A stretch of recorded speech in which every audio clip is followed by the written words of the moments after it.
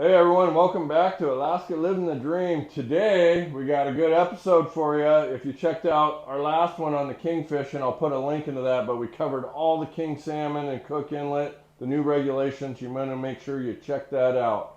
Today we're covering Seward and Resurrection Bay, and we're going to focus on maybe perhaps one of the most popular, for good reason, sockeye fisheries in the state. And we're going to go over some tips, some tricks to help you be more successful. And we're just going to do an overall synopsis of the fishery for you today. So you want to stick around, and I'm going to give you 3 insider tips that I use that maybe will help you be more successful. Okay, we're going to dive into this fishery a little bit, and the big question out there that everybody asks early on, starting about even the beginning of May, is has anyone caught any fish yet? Has anybody seen any fish? And man, people are scouring the internet. I'm guilty of it too, looking to see when that first fish is caught. And boy, when it gets posted, it can be just a gold rush of people from all over the place converging on this small fishery. And it gets wild down there. This is not, you're seeing, even though it's beautiful in Seward, this is like, this fishery is combat fishing with weighted treble hooks. It can be downright dangerous, actually. It's a war zone down there when everybody's down there. So be prepared for the crowds, and watch out for them flying treble hooks, man. It is, seriously, it is a battle zone down there. So to answer your question, I'm pretty confident to say the reports I've seen and people I've talked to that yes, there's fish being caught. There's been a lot of fake reports out. This happens every year.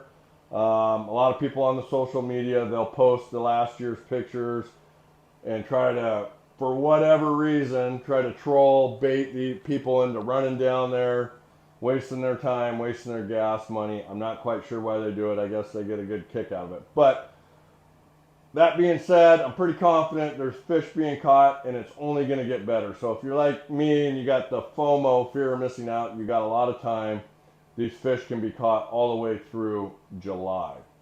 So we're just going to get here the lay of the land here. My artwork, once again, you're going to have to struggle through that. But just to give you an idea where we're at, this is Resurrection Bay. Coming in on the highway here, we have Nash Road. We got the town of Seward here. We got the boat harbor. We got the campgrounds. One of my favorite places, the Yukon Bar. That's a great place. I love that place. The Sea Life Center, the playground. So here, this would be the west side shore. Now, one thing before I dive too deep in the sockeye, if you're down there, you can catch, the king limit is 2 a day, and it's legal to snag in the saltwater. And pretty much the zones over here, this little creek that comes in and goes up into this lagoon that they have here, this creek, that's where they release those kings, and those kings are swimming back and forth out here on the outside of the harbor, and you can cast off there and snag, and you know, times I see guys catching fish there. I've caught a few myself. I haven't put a lot of time in. One of the other popular places that you used to see a lot of people fishing with spinners or herring under a bobbers, going out here towards Miller's Landing, Low Point. I really haven't seen these guys fishing a whole lot out here past the Sea Life Center in recent years. Not sure why, but if you're going to snag kings, this is the spot to be over here by the harbor and the campgrounds. Okay, coming on. So we're going to take, as you come into town, you're going to hit Nash Road. Also, the Hooligan, you know, a popular place here when you cross. The Resurrection River is a glacier river. It's braided. It comes down to several mouths. You'll see some people dipping Hooligan up here as you cross the road. And as you start heading out Nash Road, the traditional spot is McDonald's Campground. And then there's a new one. It's Nash Road Campground out here. And they're right next to each other. And if you keep going further down the road, you have the free parking spot. Keep going out towards Spring Creek Correctional Facility, or I like Spring Creek Correctional, or Spring Creek Community College.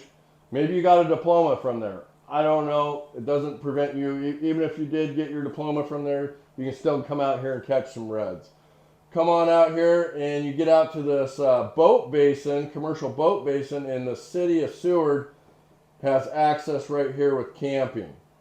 So working our way in, these fish will start coming in here from, this is the open ocean out here. And one of the real popular spot is out here off the beach. And these guys will snag off the beach out here, and they do pretty good. I wouldn't say, at times this is, up here, these creek mouths seems to be more productive, but these guys out here, a little bit easier access, not as crazy, not as crowded, and they do all right. They catch fish out there. You can definitely get a limit out there. The main fishery, the main crowds, the combat zone is happening here off the mouths of these creeks. Now, this free parking spot, and you'll see it, doesn't fit a whole lot of vehicles. Once you get the tourists, all the people down from Anchorage, all over the place, this place gets packed really quick. And you can walk across these flats. It's free. This is free. So if you get a spot in there, the only thing you need to be aware of is on the bigger tides, or when the tide comes in, you're not going to be able to cross here. You're going to have to walk up and around. Low tide, you can cross pretty good. So just be aware of the tides if you park over here.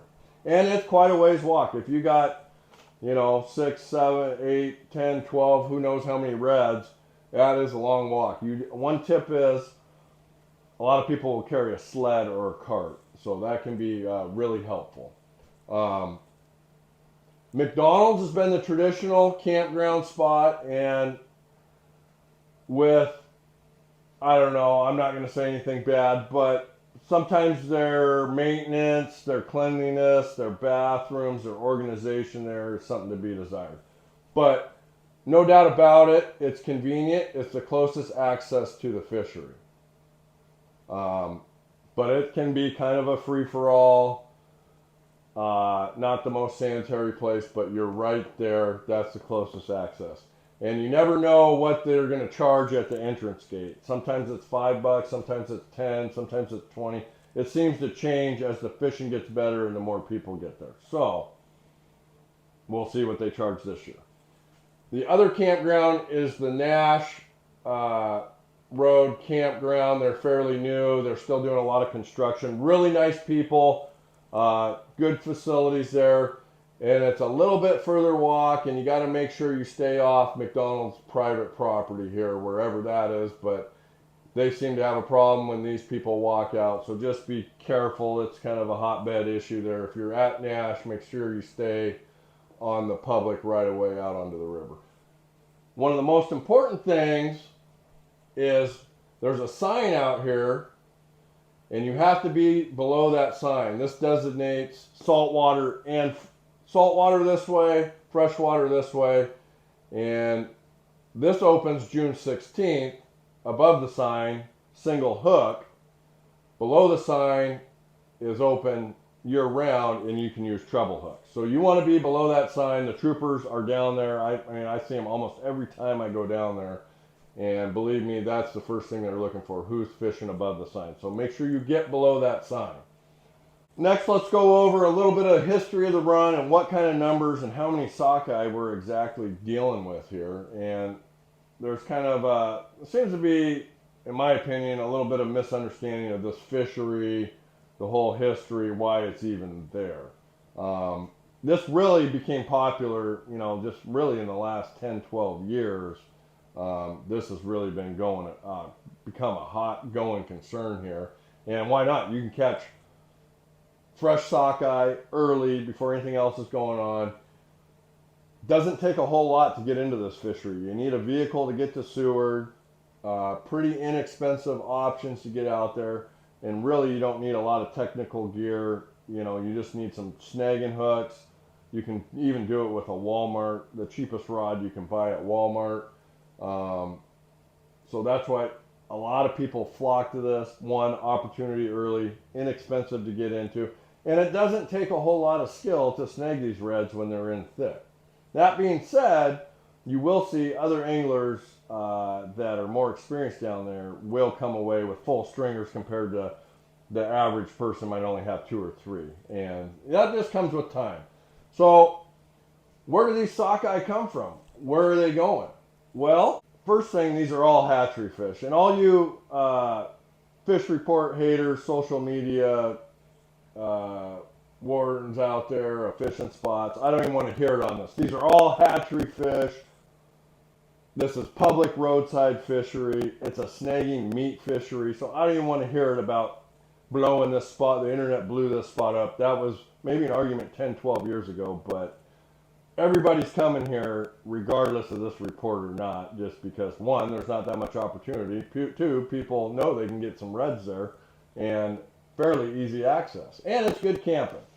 And on top of that, the city of Seward, or anybody that's attached to any kind of business that takes in tourists or out-of-town dollars, believe me, this fishery brings in, I would say, millions of dollars every year just by these sockeye alone. So, you know, everybody doesn't like the outsiders coming in, fishing their spots. I get that, but if you work and live in Seward, your town needs these people. I got a bunch of numbers up here, 2023, 2024. Now, these fish are produced by Cook Inlet Aquaculture Association. They're a private hatchery. They kind of took over the state hatcheries in the 80s and 90s, so they're private. They're funded by the commercial fishermen. The state is not. The state kind of subsidizes these hatcheries, but the state is not paying for these fish.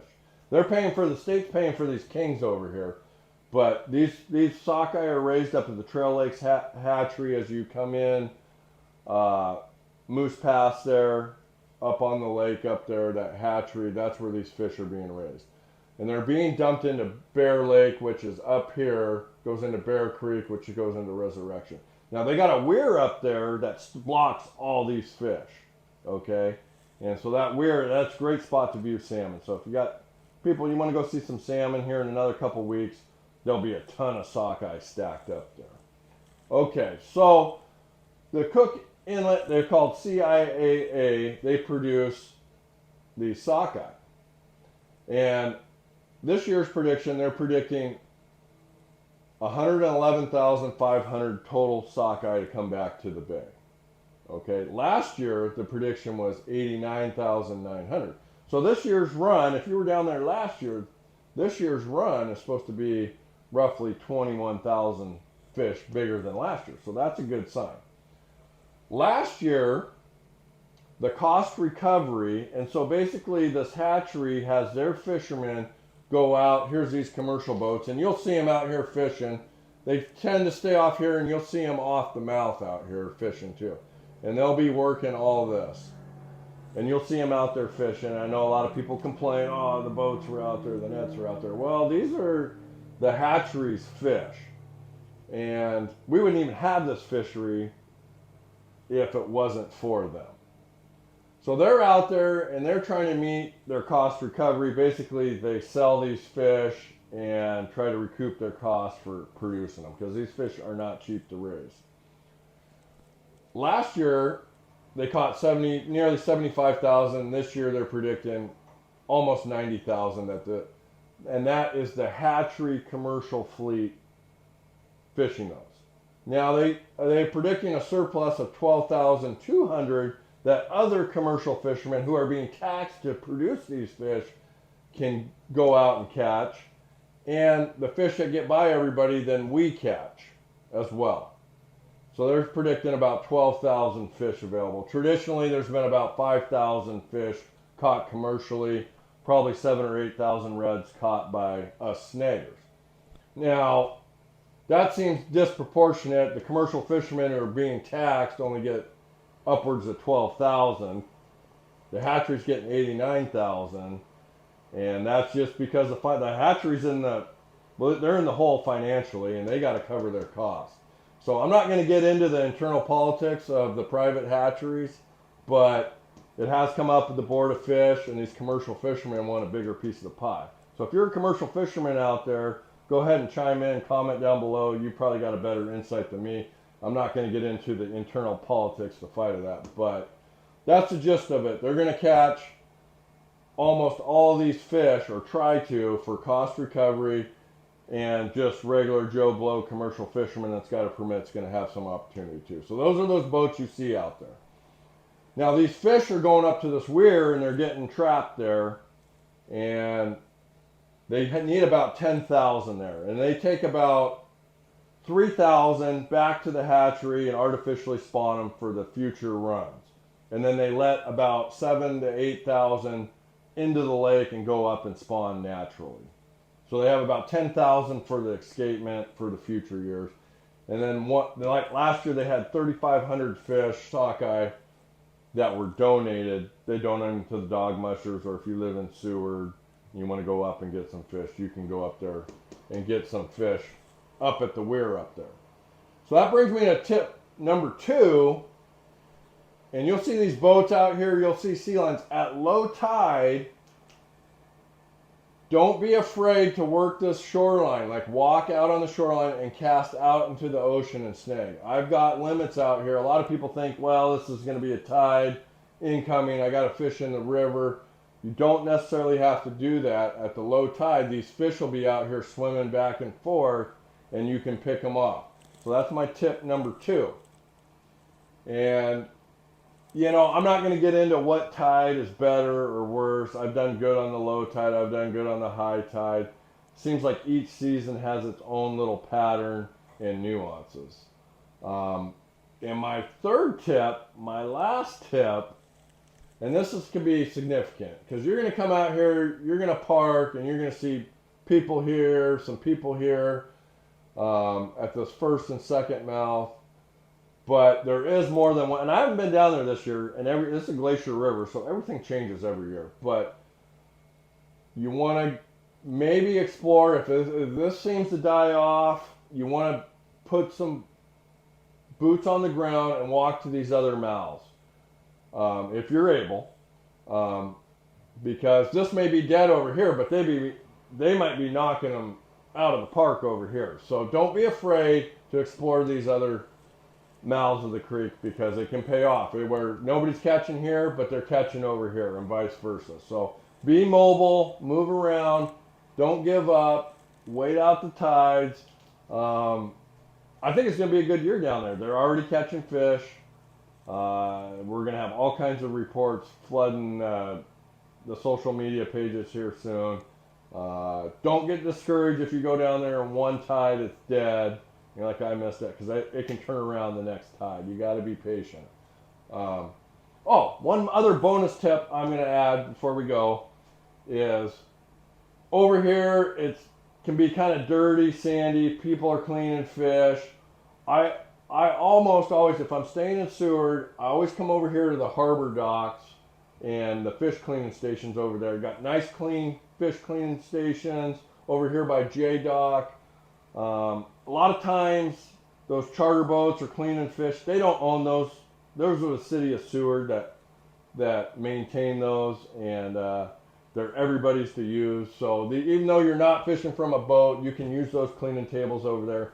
Nice clean, good water pressure.